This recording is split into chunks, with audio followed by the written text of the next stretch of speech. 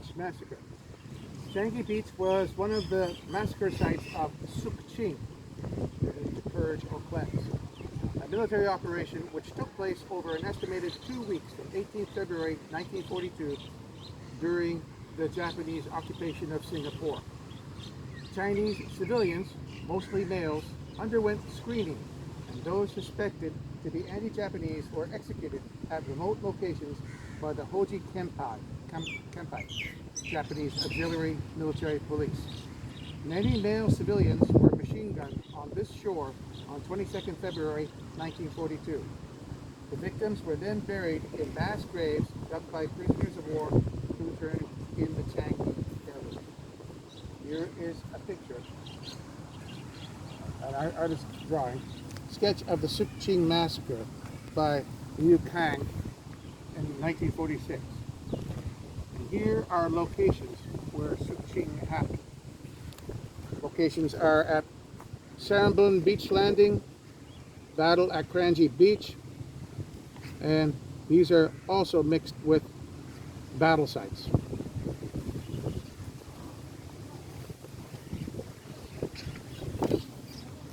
Sook Ching, simplified Chinese,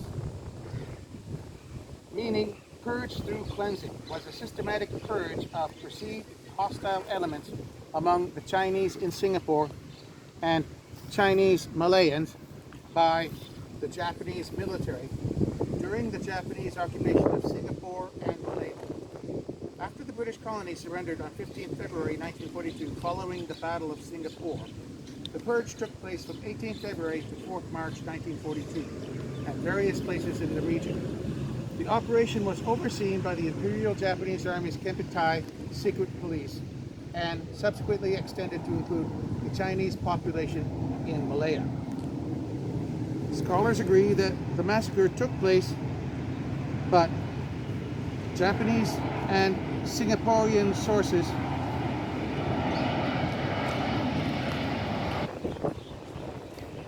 disagree about the number of deaths.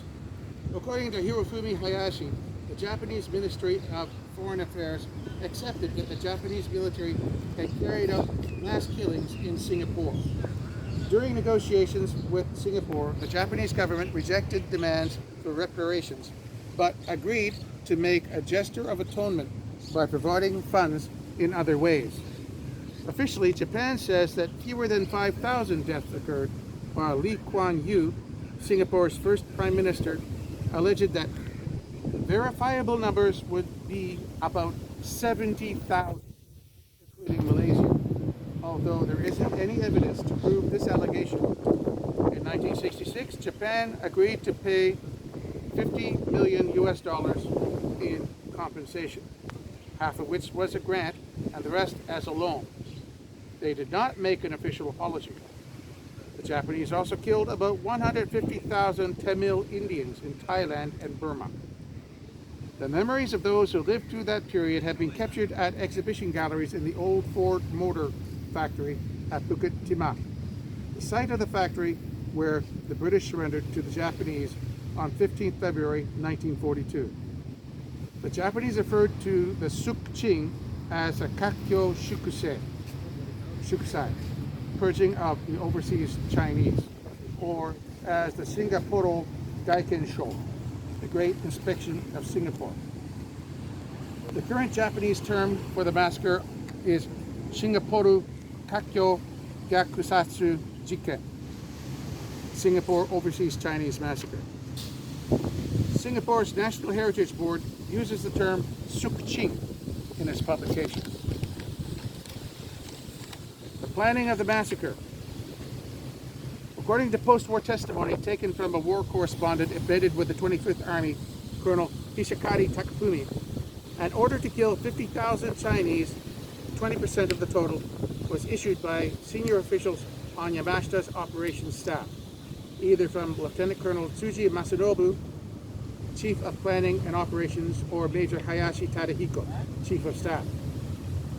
Hirofumi Hayashi, a professor of politics at a university and the coordinator of the Center for Research and Documentation on Japan's war responsibility, writes that the massacre was premeditated and that the Chinese in Singapore were regarded as anti-Japanese even before the Japanese military landed.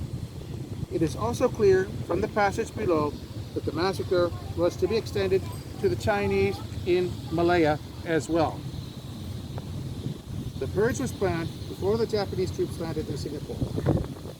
The military government section of the 25th Army had already drawn up a plan entitled Implementation Guideline for Manipulating Overseas Chinese on or around 28 December 1941. This guideline stated that anyone who failed to obey or cooperate with the occupation authorities should be eliminated. It is clear that the headquarters of the 25th Army had decided on a harsh policy toward the Chinese population of Singapore and Malaya from the beginning of the war. According to Onishi Satoru, the Kempitai officer in charge of the Jalan Besar Screening Center, Kempitai Commander Oishi Masayuki was instructed by the Chief of Staff Sosako Suzuki at Keluang, Johor, to prepare for a purge following the capture of Singapore. Although the exact date of this instruction is not known, the Army headquarters was stationed in Keluang from 28 January to 4 February 1942. The Singapore massacre was not the conduct of a few evil people, but was consistent with approaches honed and applied in the course of a long period of Japanese aggression against China, and subsequently applied to other Asian countries.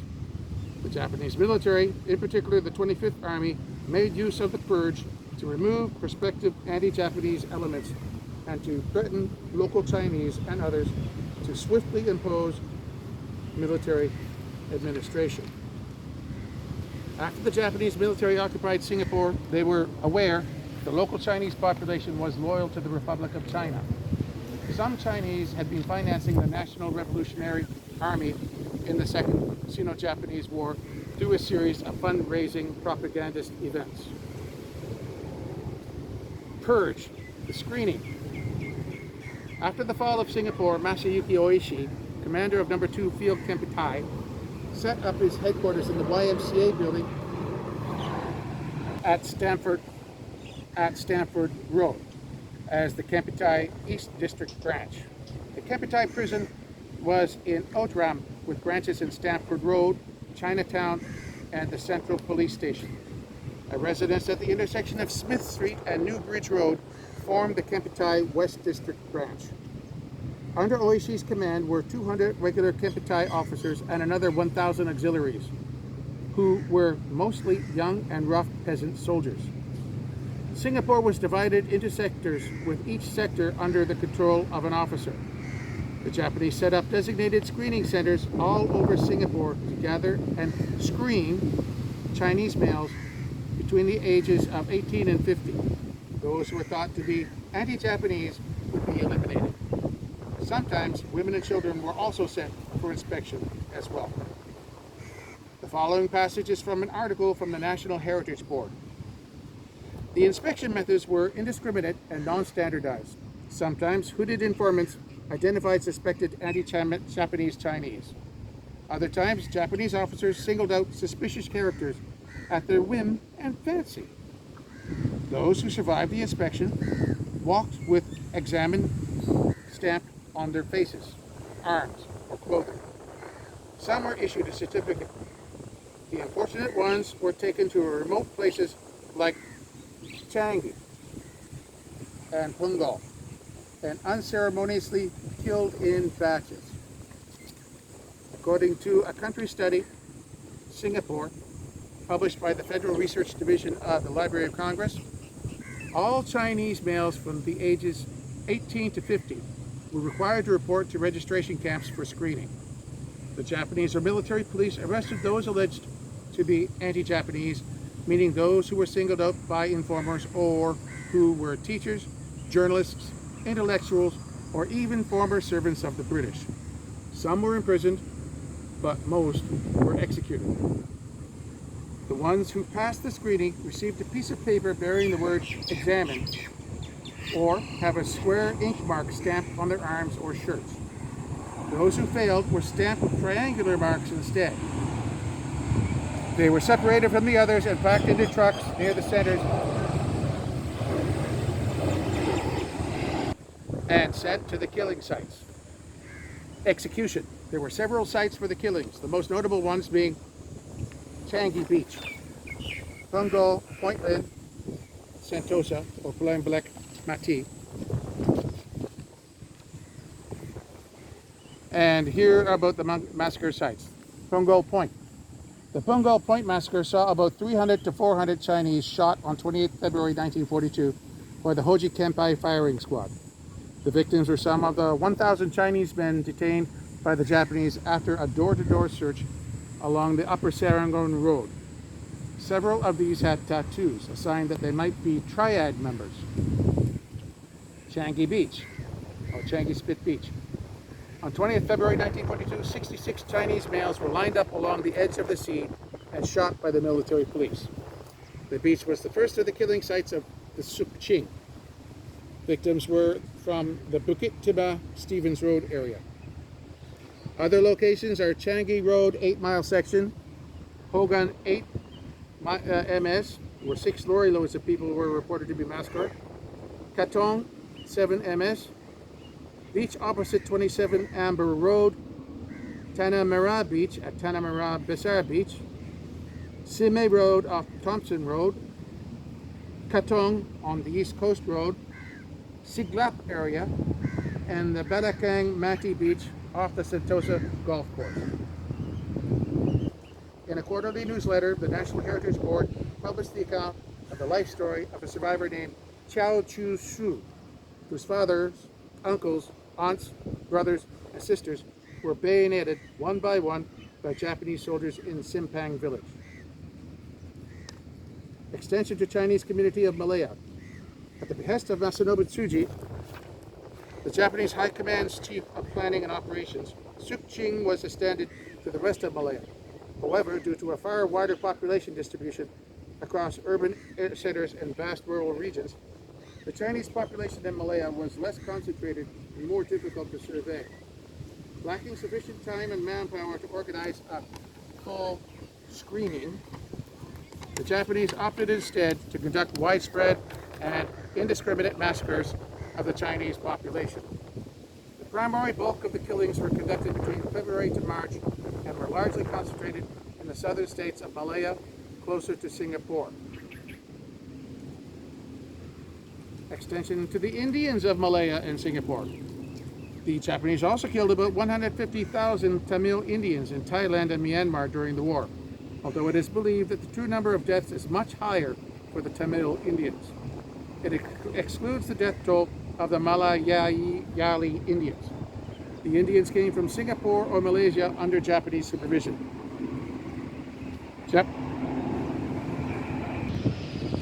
Japanese camp guards frequently killed entire Indian families or the entire Indian population of whole camps every day, sometimes for exterminating Indian families or camps infected with typhus, sometimes for sadistic reasons. Aside from killing the Indians, Japanese soldiers often gang raped Tamil women, after which they would force other Indian coolies to rape the Indian women. Death toll. The figures of the death toll vary according to official Japanese statistics. The number was below 5,000, while the Singaporean Chinese community initially alleged 100,000, despite having been not proven. Recent research narrowed down the official death toll to 10,000 to 25,000 at maximum. Hirofumi Hayashi wrote in another paper that the death toll needs further investigation. According to the diary of the Singapore garrison commander, Major General Kawabura Saburo, the total number reported to him as killed by the various Kempai section commanders on 23rd February was 5,000. This was the third day of mop-up operations when executions were mostly finished. It is alleged by Singapore that the total number of innocent Chinese and Peranakan civilians killed was 40 or 50,000. This point needs further investigation. Having witnessed the brutality of the Japanese, Lee made the following comments. But they also showed a meanness and viciousness towards their enemies equal to the Huns. Genghis Khan and his hordes would not have been would have not have been more merciless. I have no doubts about whether the 2 atom bombs dropped on Hiroshima and Nagasaki were necessary. Without them, hundreds of thousands of civilians in Malaya and Singapore and millions in Japan itself would have perished. Prominent victims.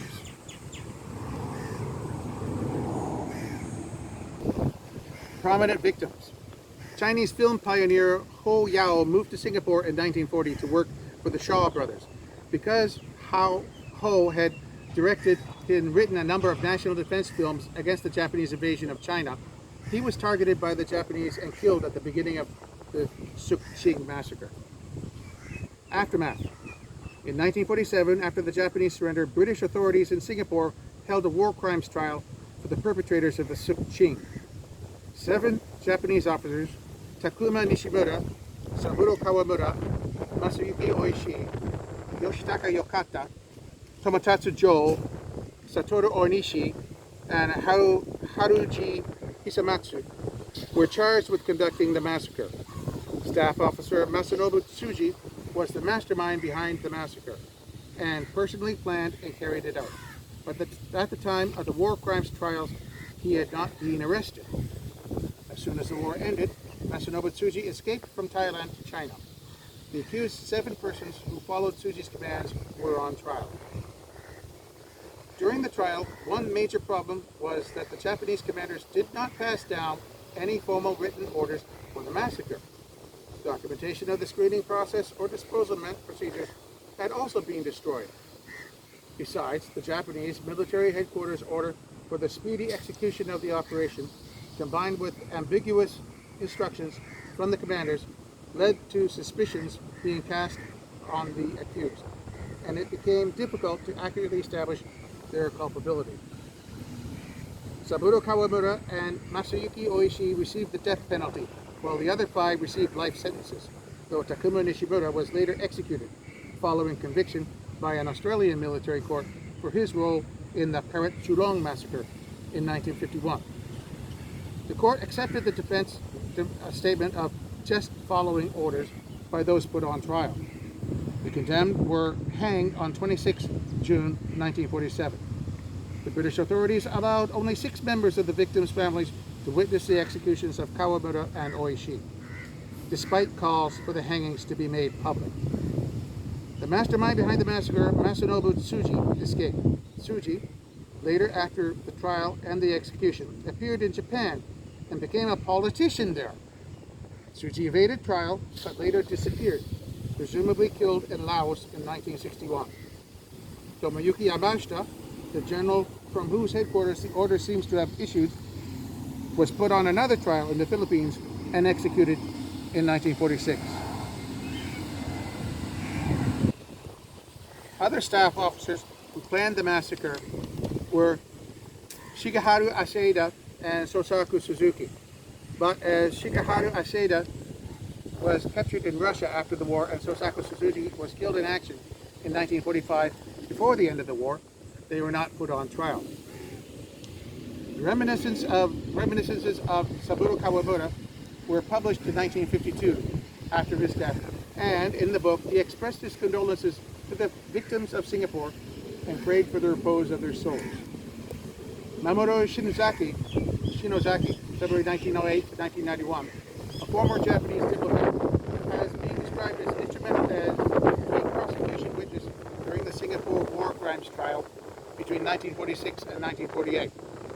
Shinozaki remains a controversial figure, with some blaming him for saying positive things about the accused, despite being a prosecution witness.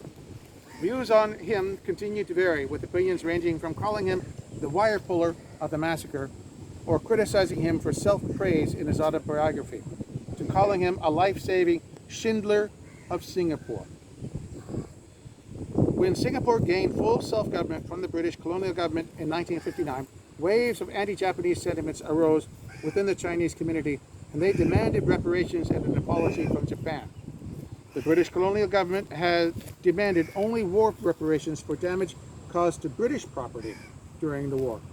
The Japanese Foreign Ministry declined Singapore's request for an apology and reparations in 1963, stating that the issue of war reparations with the British had already been settled in the San Francisco Treaty in 1951, and hence with Singapore as well, which was then still a British colony. Singapore's first Prime Minister Lee Kuan Yew responded by saying that the British colonial government did not represent the voice of Singaporeans. In September 1963, the Chinese community staged a boycott of Japanese imports, refusing to unload aircraft and ships from Japan, but it lasted only 7 days. With Singapore's full independence from Malaysia on 9 August 1965, the Singapore government made another request to Japan for reparations and an apology. On 25 October 1966, Japan agreed to pay $50 million Singaporean in compensation, half of which was a grant and the rest as a loan. Japan did not make an official apology. The remains of the victims of the Sook Ching were unearthed by locals for decades after the massacre.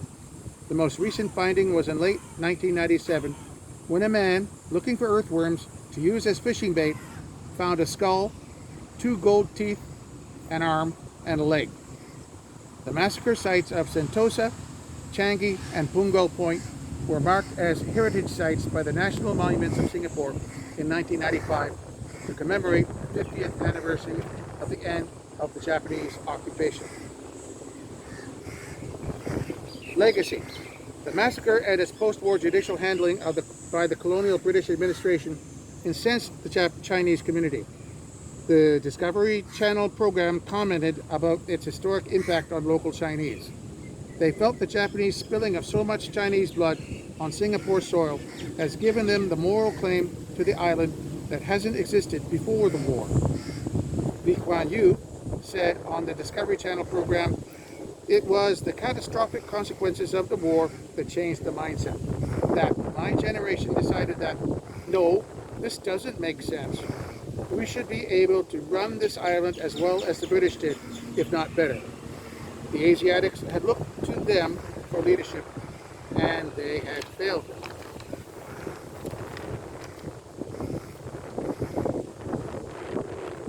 Jermaine Futan writes in an article carried on the Singapore Ministry of Defence, the MINDEF website. While the quick defeat of the British in Singapore was a shocking revelation to the local population, and the period of the Japanese occupation arguably the darkest time for Singapore, these precipitated the development of political consciousness with an urgency not felt before. The British defeat and the fall of what was regarded as an invisible fortress rocked the faith of the local population in the ability of the British to protect them. Coupled with the secret and sudden evacuation of British soldiers, women and children from Penang, there was the uneasy realization that the colonial masters could not be relied upon to defend the locals. The Japanese slogan, "Asia for Asians," awoke many to the realities of colonial rule, that however kind the masters were, the Asians were still second class in their own country. Slowly, the local population became more aware of the need to have a bigger say in charting their destinies. The post-war years witnessed a political awakening and growing nationalistic feelings among the populace, which in turn paved the way for the emergence of political parties and demands for self-rule in the 1950s and 1960s. This ends the talk about Changi Beach Massacre and Sook Ching.